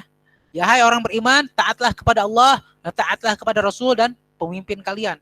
Dalam surat Al-Hasyr ayat 7 Allah firman, wa ma atakumur rasulu fakhudhuhu wa ma nahakum anhu fantahu. Apa yang dibawa oleh Rasul maka kerjakanlah, dan apa yang dilarang maka tinggalkanlah. Ini Allah Subhanahu wa ta'ala merintahkan kepada kita, kepada umat Islam, untuk melaksanakan apa yang dibawa oleh Nabi sallallahu alaihi wasallam. Dan itu berarti apa? Wajib. Itu dalam Al-Quran. Dalil bahwasanya sunnah itu merupakan hujjah. Yang kedua, amal sahabat. Yaitu para sahabat sudah memberikan contoh kepada kita bahwa mereka jika mendapatkan satu permasalahan, jika mereka tidak mendapatkan Al-Quran, mereka mencari dalam hadis. Tanya kepada sahabat yang lain. Bahkan Umar bin Khattab sering mengumpulkan para sahabat. Untuk apa? Jika mendapatkan satu masalah, kumpul sahabat. Siapa yang tahu tentang ini? Ada yang tahu? Ada yang mendengar dari Rasulullah SAW?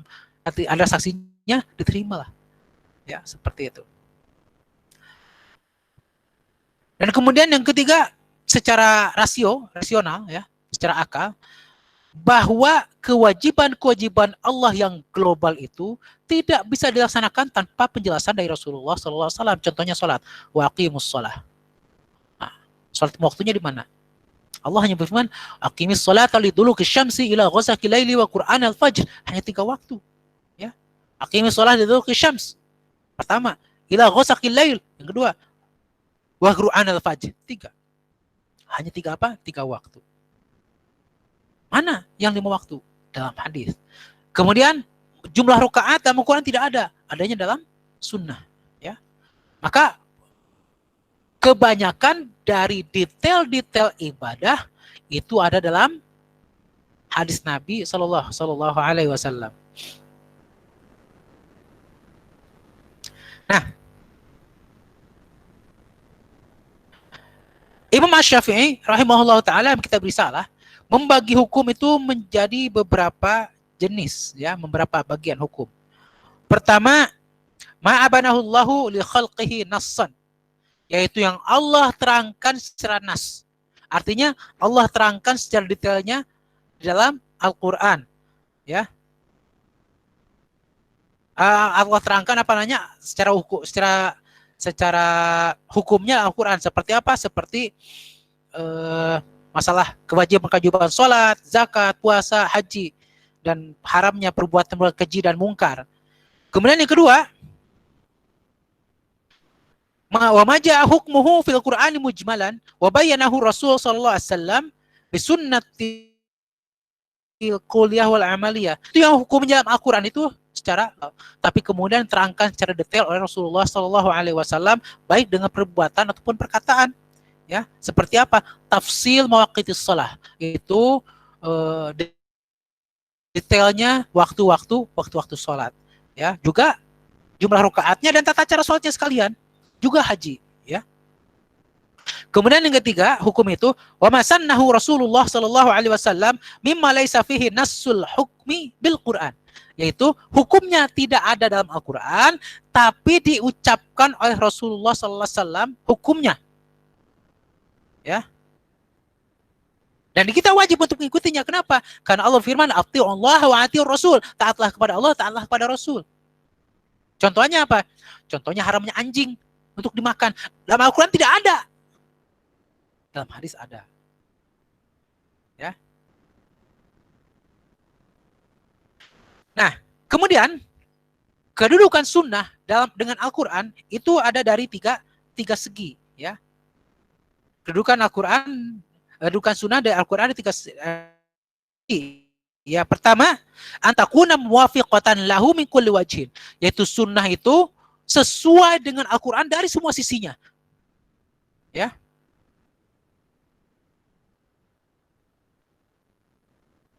Untuk menunjukkan apa? Menunjukkan bahwasanya ini penguatan dari hukum yang ada dalam Al-Quran. Ya, penguatan hukum yang ada dalam Al-Quran. Sehingga di sini bahwasanya hukum itu punya 2 dalil. Pertama dalil Al-Quran, yang kedua dalil dari As-Sunnah. Kemudian yang kedua, Sunnah ini datang tafsiran dari ayat Al-Quran. Ya, yang termasuk di sini adalah tentang contoh tata cara sholat, waktu-waktu sholat, tata cara haji, dan sebagainya. Ya. Kemudian yang ketiga adalah mewajibkan perkara-perkara yang tidak disebutkan dalam Al-Quran, atau mengharamkan perkara-perkara yang tidak diharamkan dalam Al-Quran. Maka ini merupakan apa? Merupakan dalil yang tidak ada dalam Al-Quran. Contohnya dalil haramnya memperisunting atau beristri, ya. Seorang memperistri seorang perempuan dengan bibinya, baik bibi dari bapak ataupun ibu. Dalam Al-Quran tidak ada, tapi dalam hadis ada. Ya. Kemudian haramnya semua yang bertaring dan bercakar, ya, baik hewan buas ataupun burung-burung. Itu tidak ada dalam Al-Quran, tapi ada dalam As-Sunnah. Ya. Jadi As-Sunnah itu hanya 3 tadi, ya. Hanya 3 tadi. yaitu sama dengan Al-Quran dari semua sisinya. Yang kedua menjadi penafsiran atau penjelasan Al-Quran. Yang ketiga membuat hukum baru yang tidak dalam Al-Quran, baik itu hukum yang tadinya tidak wajib jadi wajib atau yang tidak haram jadi haram. Namun tidak ada yang lain, tidak ada as-sunnah itu yang kemudian bertentangan dengan Al-Quran. Tidak ada sama sekali. Kalau ada sunnah yang sahih, tidak sah, ya, yang sahih, terlihat, saya katakan, terlihat seperti bertentangan dengan Al-Quran, maka pemahaman kita yang tidak benar. Maka kembalikan ke pemahaman umat. Karena tidak mungkin sunnah itu bertentangan dengan Al-Quran. Kemudian, dari segi sanad, as-sunnah atau hadis itu terbagi menjadi dua bagian besar. Ya, dari segi sanad terbagi menjadi dua bagian besar.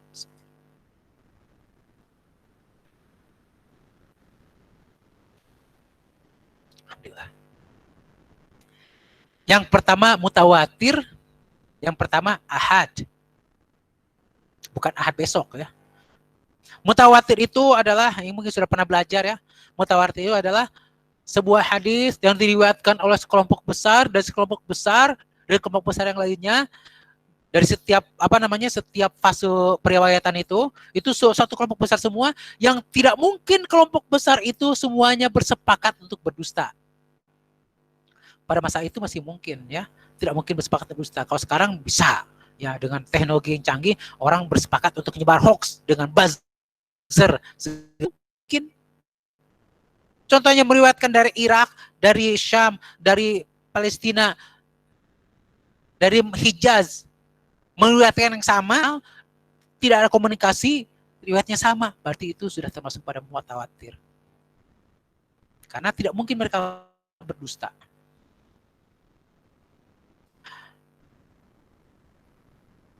Kemudian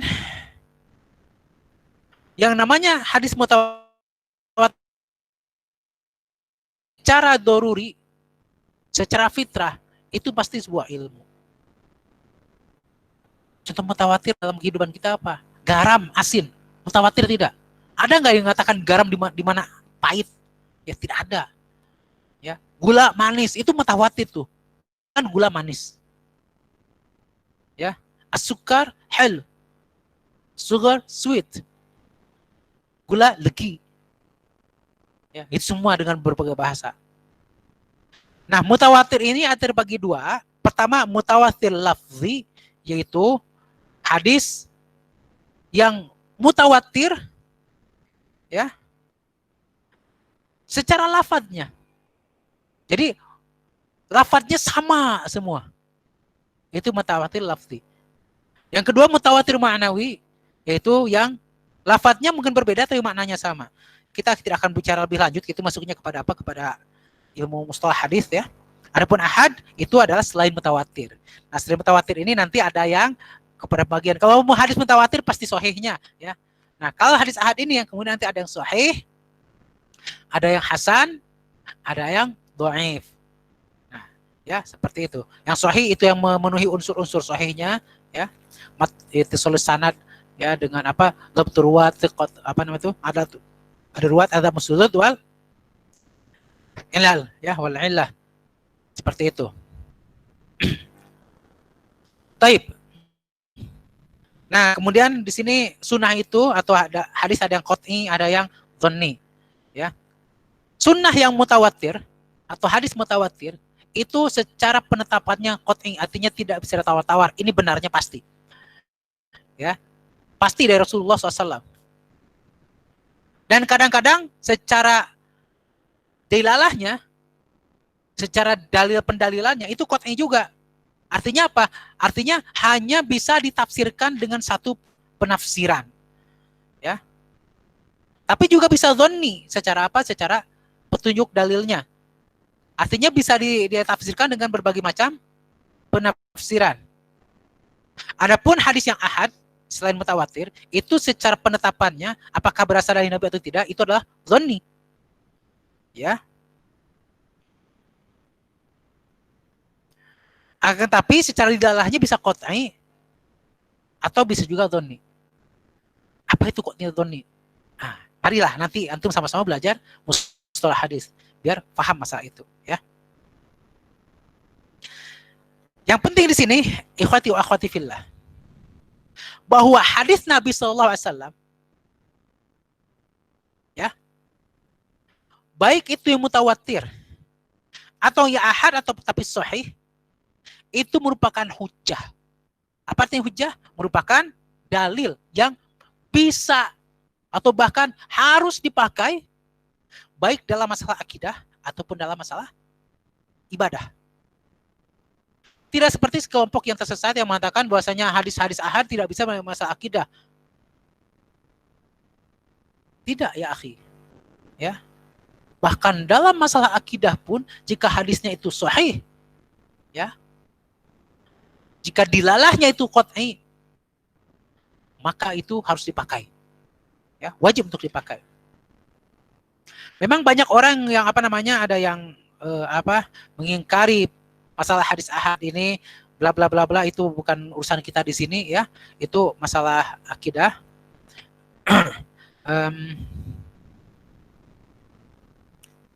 Kemudian di sini juga disebutkan di kitab ini tentang tentang masalah penulisan hadis, ya, bahwa pada masa Nabi SAW hadis itu belum ditulis. Usaha pertama untuk menulis hadis itu pada masa Umar ibn Abdul Aziz radhiyallahu anhu, ya, waktu itu beliau menulis kepada Abu Bakar ibnu Hazm yang merupakan gubernurnya di Madinah untuk menulis hadis, ya. Secara umum bahwa penulisan hadis ini itu terbagi menjadi beberapa macam, ya. Kitab-kitab hadis itu tidak sama dalam segi segi metode penulisan. Yang pertama, menurut penulisan itu ada yang berbentuk sanad atau musnad, ya. Contohnya Musnad Ahmad, ya, ada di sana Musnad Ahmad. Musnad itu adalah bagaimana? Yaitu menyusun hadis sesuai dengan sanadnya. Contoh yang sanad dari dari Aisyah yang tuliskan semua, kemudian dari Abu Bakar semua, terus. Jadi disusun sesuai dengan dengan rawinya. Kemudian ada sesuai dengan judul, dengan tema dan dengan dengan bab-babnya. Itu seperti apa? Seperti bab fikih, ya, seperti Sahih Bukhari, Sahih Muslim, ya. Kemudian ada sesuai dengan mu'jam, seperti penulisan kamus. Ada juga sesuai dengan ditulis hadis hanya sesuai satu tema saja, seperti kitab Zuhudnya Imam Ahmad, ya, dan lain-lain. Kitab-kitab hadis yang paling penting yang ada di kita, ya, dengan syarah, dengan penjelasannya, pertama ada Muwatta. Siapa penulisnya? Muwatta ada penulisnya Imam Malik, murid dari guru dari siapa? Guru dari Imam Asy-Syafi'i rahimahumullah, ya. Dan disebutkan bahwa Imam Malik ini merupakan imam yang pertama atau orang yang pertama mengetahui, ya, yang diketahui sudah menyusun hadis secara terperinci, ya, dengan kitab Muwatta. Kemudian ya, kita juga kenal Imam Harun dari yang paling terlama. Kitab hadis paling lama adalah Muwatta. Kedua adalah yang Ahmad, ya, yang Jami' Sahih, itu yang Al-Quran. Kemudian Sahih Muslim yang tulis oleh Imam Muslim. Lalu kemudian ada Sunan Abu Daud As-Sijistani, ada Jami' Tirmidzi, Sunan Nasa'i, Sunan Ibnu Majah, dan selainnya, ya. Itu kita bicara masalah sunnah. Dan khatifillah, ketika kita bicara masalah hadis, ya, banyak hadis-hadis yang beredar di sekitar kita ternyata bukan hadis, ternyata palsu. Contohnya, hubbul watan minal iman. Hubbul watan minal iman katanya. Cinta tanah air termasuk iman. Itu palsu. Tidak ada dasarnya sama sekali. Seperti contoh ikhtilafu ummati rahmah. Perbedaan umatku adalah rahmat. Itu juga tidak ada dasarnya. Ya banyak hadis-hadis yang, terutama hadis-hadis yang mengenai fadilah Al-Quran, fadilah Yasin, fadilah, dan banyak hadis. Makanya kita harus mempelajari ya. Bahkan para ulama sampai menulis ya kitab tentang hadis-hadis yang yang berisikan hadis-hadis palsu semua, seperti Ibnu Jauzi menulis khusus tentang al-mawdu'at, atau yang sekarang ini Syekh Muhammad Nasiruddin Al-Albani menulis secara khusus hadis silsilah al-hadis ad-dha'ifah wal mawdu'ah ya. Kita masuki halaman 105, ikhwati wa akhwati fillah, yaitu bid'u kitabati sunnah fi ahdi Rasul sallallahu alaihi wasallam. Bahwa penulisan sunnah itu sudah dimulai pada masa Rasulullah sallallahu alaihi wasallam. Sebagaimana kita ketahui bahwa orang-orang Arab pada masa Nabi sallallahu alaihi wasallam itu dikenal sebagai kaum yang ummi, yaitu kebanyakan mereka tidak bisa baca, tidak bisa menulis. Jadi kebanyakan dari mereka itu mengandalkan hafalan mereka. Namun hafalan mereka itu tidak seperti kita. Hafalan mereka itu memang sekali dengar nempel. Bayangkan, Nabi berkhutbah 1 kali, mereka bisa hafal. Kita dengar khutbah beberapa kali, tidur. Ya. Bahkan mungkin sekarang ada yang sedang tidur nih. Suudon ya, insya Allah tidak ada. Nah,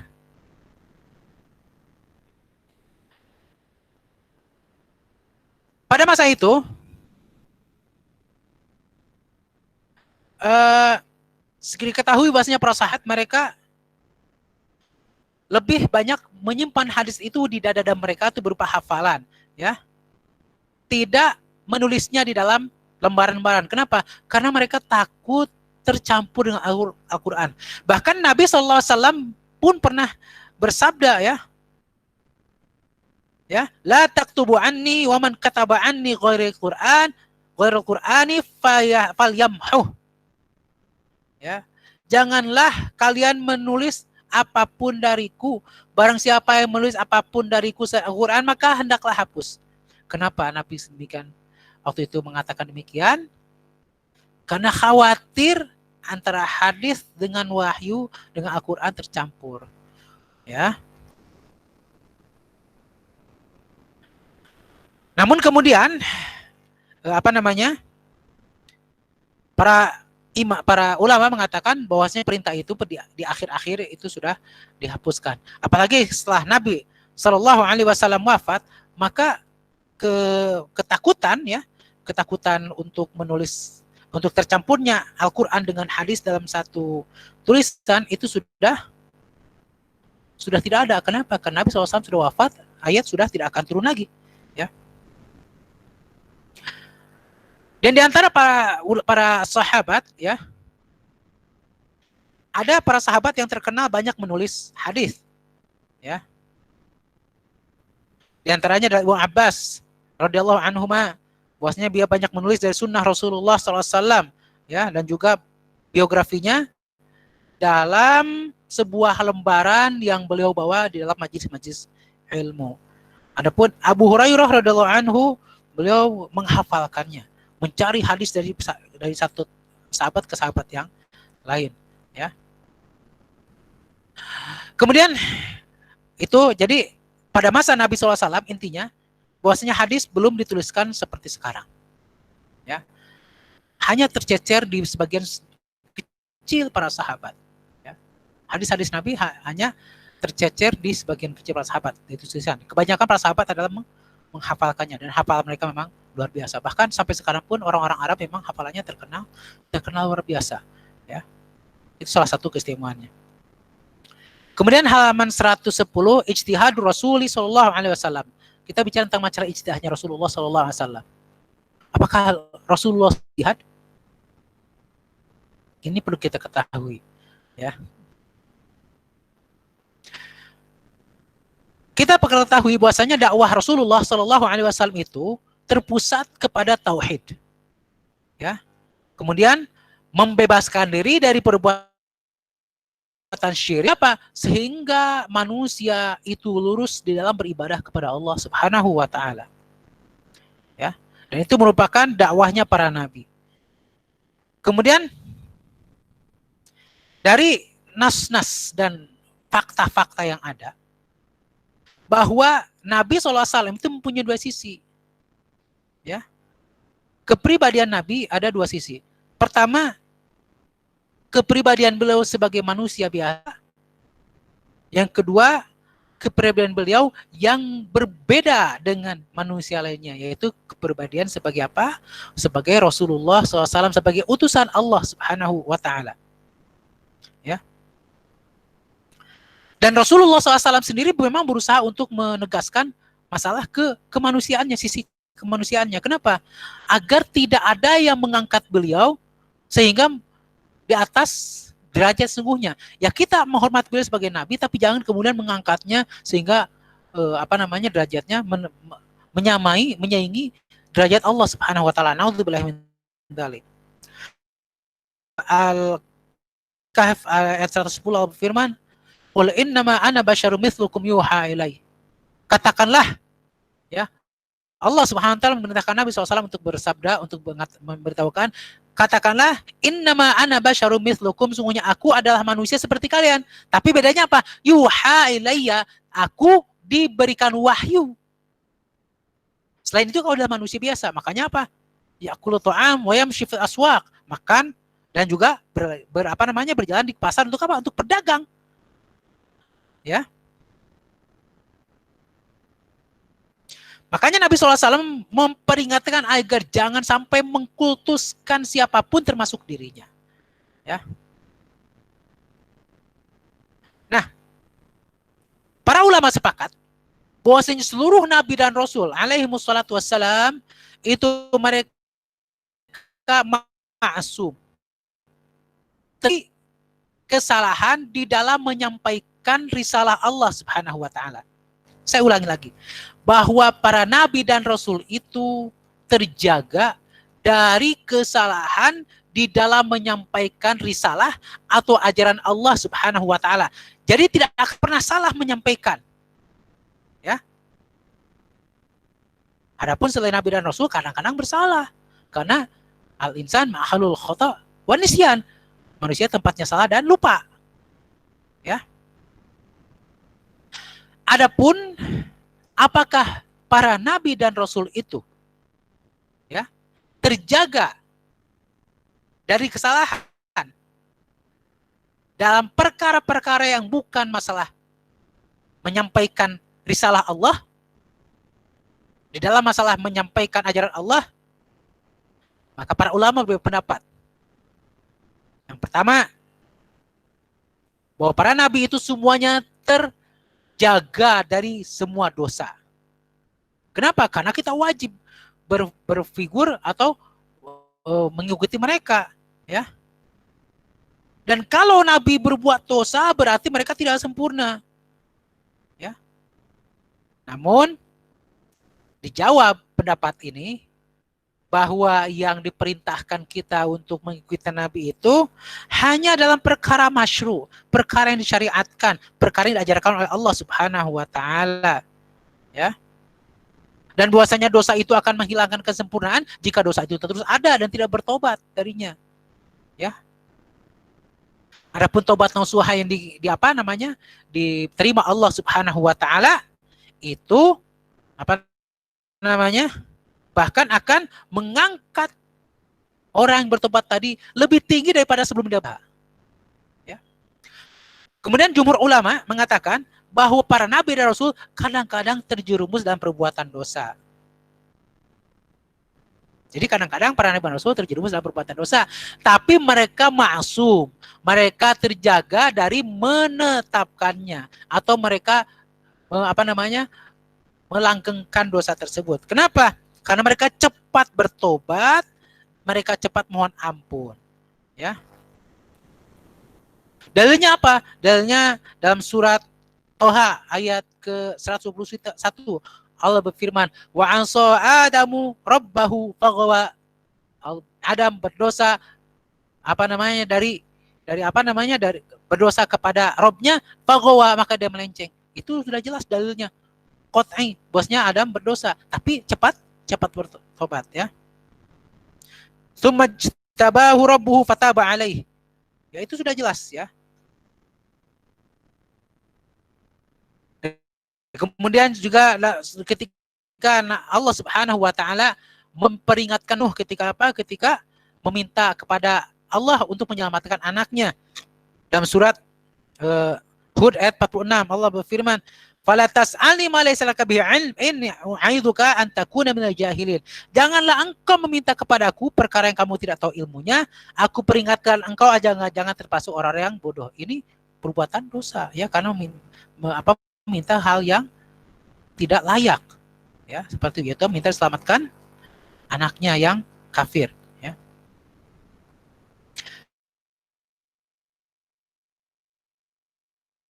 Kita sudah ya jam 9.29.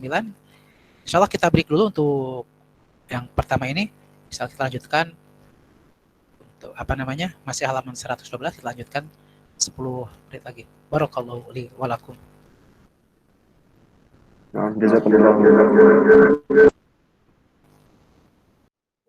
Jazakumullahu khairan Ustaz. Pada jemaah kita istirahat dulu ya, 10 menit. Dipersilakan untuk menggunakan waktunya sebaik-baiknya. Jazakumullahu khairan.